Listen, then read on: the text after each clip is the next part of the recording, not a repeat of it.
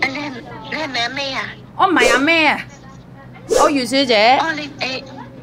哦，唔好意思，我其實咧就想問下咧，因為佢即係我舊工人佢咧咁樣即係無啦啦咁樣俾人炒咧，咁佢其實佢又冇做過，咁佢咁樣即係嗰個人合唔合法嘅咧？其實你個工人頭先咧又問我呢個嘢，其實講真，因為佢哋關係都4年幾嘅啦，同一個僱主，跟住佢話姐姐又收唔乾淨啦，可能有機會偷嘢。問題咧，大家唔知㗎嘛，係咪先？大家唔知邊個啱邊個唔啱，所以因為頭先我問咗姐姐，你其實講真，你有冇偷嘢？佢話冇，我都做咗4年，點解我要偷咧？佢都係咁講俾我聽噶嘛，因為我唔知，我唔係佢個公司啊嘛，我唔係佢個僱傭公司，我識佢今日佢係還工，跟住我講俾佢聽，如果你想要喺香港，留意喺香港，你個僱主要寫封信俾你，俾入境處知你可以喺香港還工。如果唔好咧，唔得，完全唔得。有另一個方法，簽個僱主寫封信，但係都唔係肯定㗎，你明唔明啊？你係簽個僱主啊嘛，係咪啊？係啊，好耐㗎啦。係啦，咁你都可以寫封信俾入境處，呢個工人其實好好嘅，但係唔係代表個姐姐可以單 visa 喺香港咯，佢可以翻印尼跟住翻香港咯。哦，咁但係我其實咧就想問下咧，嗱，因為其實咧即係佢又去翻嚟嘅時候咧，我都知道㗎啦。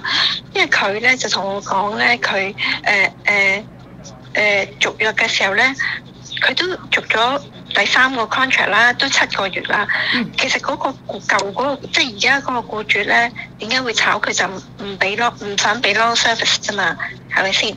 咁佢咧就即係我見佢啦，叫做佢有啲相啊、成啊，即係譬如 COVID-19 嘅時候咧，即係佢染咗病，佢又唔俾佢報啊，又成啊，咁呢啲唔構成係有問題㗎。因為入境處都唔理呢啲嘢啊嘛。如果你真係有問題，點解佢個 renew 個 contract 咧？係咪先？如果真係佢 renew 咗之後嘅事嘅。我 renew 之後嘅事，因為點解咧？我私下投訴咁樣，我又問過入境處，點解做一個僱主跟住俾人炒？咁我點解啊？今日僱主冇俾原因俾我哋，咁我哋都冇得問。同埋咧，好緊要個僱主乜都俾晒佢啦，人工啦、機票啦、放大假全部俾晒，咁我哋冇得講啊嘛。除非個僱主唔俾佢個人工同埋個補翻個1個月錢同埋個機票，我哋可以告僱主。但係關於個佢唔中意係冇原因啊嘛。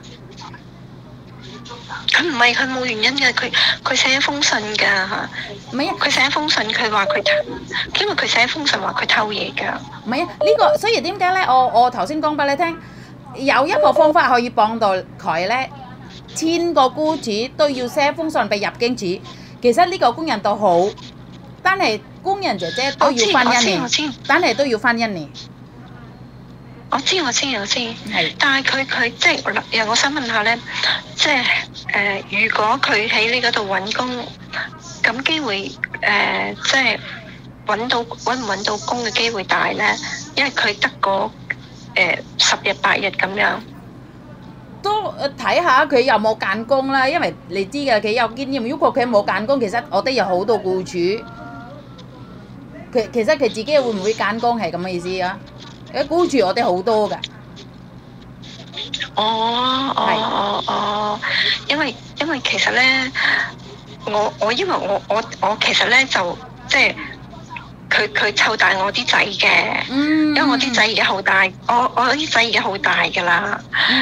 咁其實就即係都唔使人照顧，只不過即係久唔久過嚟，即係可以幫下我執下嘢嘅啫。咁我見佢翻嚟，我就叫佢幫過，即係有時間過嚟嘅啫。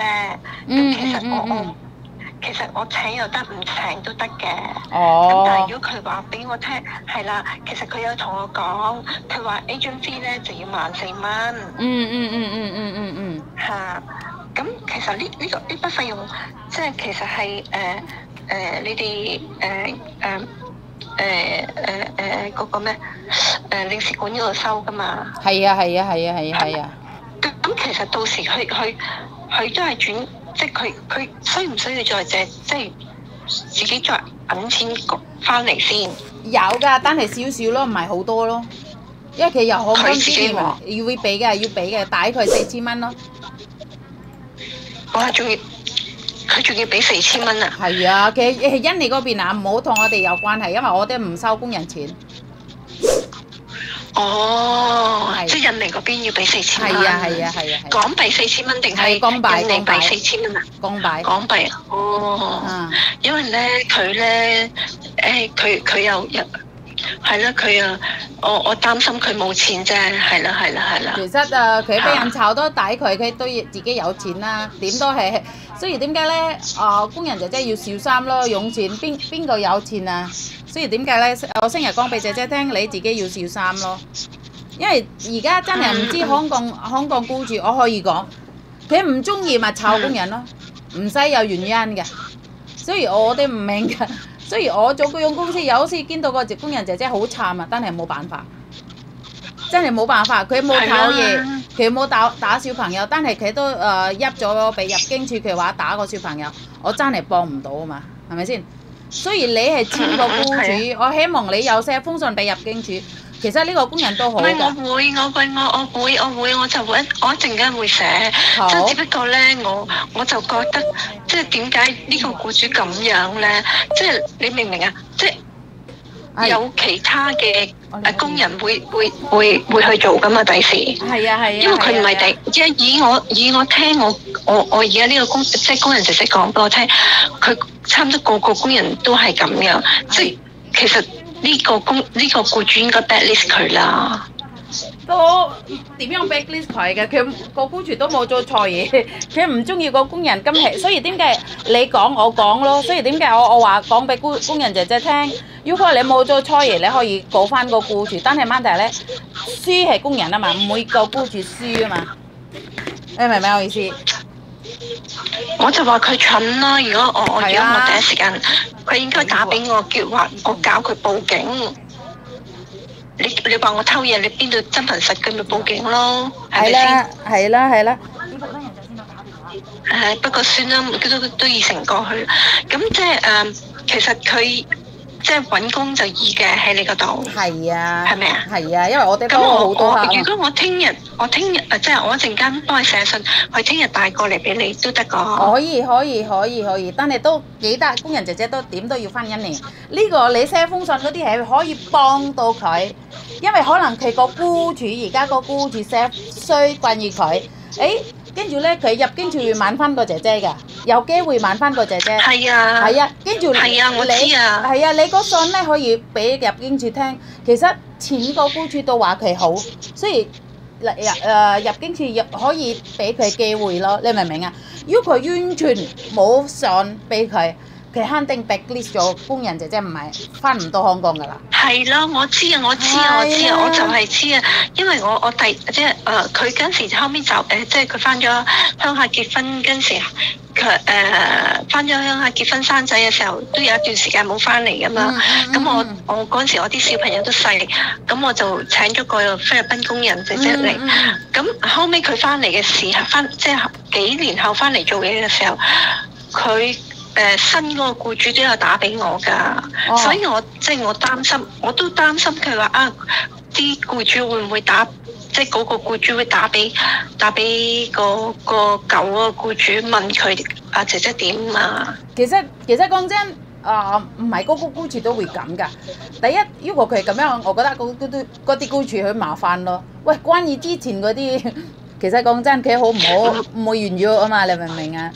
因為我哋有個僱主問下之前個工人姐姐個僱主，但係多數我哋講俾佢聽，我哋唔俾㗎。因為點解咧？第一好多冇用啊，到你屋企佢唔聽話，你明唔明啊？因為我之前咧請過姐姐，㗎。講真，菲律賓姐姐，因為我啱啱有 BB，咁我希望揾到個姐姐有經驗啦，可以打電話俾僱主啦。我真係打電話俾佢個前個僱主話好，但係你知唔知啊？到佢點樣啊？完全兩個人㗎。佢到我屋企乜都我識做㗎，我識做㗎。我之前個僱主對我好好，你明唔明啊？喂，你係我屋企，你要聽我講啊嘛，你唔好話成日指正個僱主啊嘛。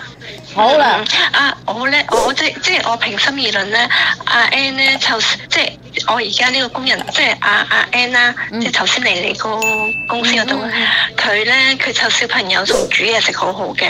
哦，好，佢對小朋友係啊，佢對小朋友好細心嘅。咁你幫下佢啦，你係啦，因為其實佢湊大我兩個仔，我兩個仔都好錫佢啊。哦，好，係啊，我仔而家好大㗎啦，所以點解我咁幫佢就咁解咯。明白，知道。好，咁我唔緊要叫阿 Ann 聽日咁你幫下佢咯喎。知道。好啊，唔該晒你啊，唔該你。好，拜拜。Saya bisa bilang majikan ini sangat baik karena ini adalah barisan para mantan yang masih mau membantu cecenya yang baru, cecenya yang lama untuk cari majikan lagi. Jadi saya berharap, kenapa saya selalu bilang bangun hubungan yang baik dengan mantan majikan apapun itu yang terjadi. Terima kasih.